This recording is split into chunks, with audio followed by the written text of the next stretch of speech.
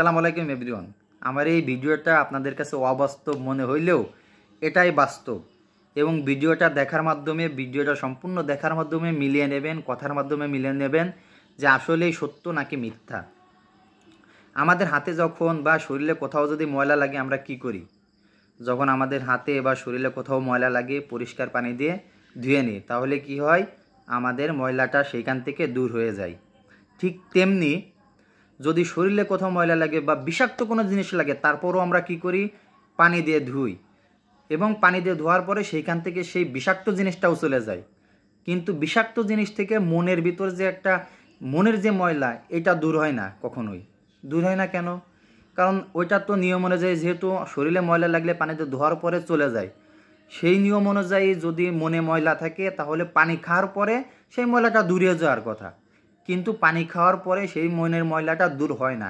কেন দূর হয় না? কী জন্যে দূর হয় না? এটা কি বলতে পারবেন? না, এটা কখনো বলতে পারবেন না, কারণ এই বিষয় নিয়ে কখনো আপনি চিন্তাই করেননি। এটার একটা সহজ সমাধান আছে, কি? নিয়ত। নিয়তের ফলে সব কিছুই সম্ভব। যেমন আপনি নিয়ত করেন হাতে ময়লা লাগলে হাতটা ধোয়ার, ঠিক তেমনি কখনোই মনে ময়লা জমলে চিন্তাই করেননি যে এটা নিয়ত করে খাইবো, পানিটা খাবো যাতে আমার শরীর মনের থেকে ময়লাটা দূর হয়। এই নিয়তটা করে কখনো আপনি পানি খাননি। এই জন্যই আপনার মনের থেকে বা অন্তর থেকে কখনোই ময়লা দূর হয় না।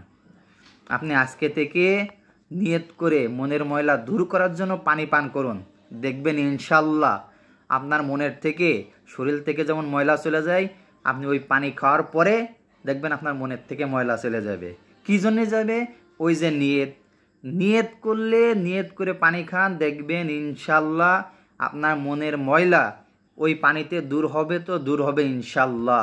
আপনি নিয়তের বলে পানি খান এবং মনে করেন যে ওই পানিটা পান করবেন শুধু আপনার মনের ময়লা দূর করার জন্য। ইনশাল্লাহ দেখবেন আপনার মন থেকে ময়লাটা দূর হয়ে যাবে। ভালো থাকবেন। আল্লাহ হাফেজ।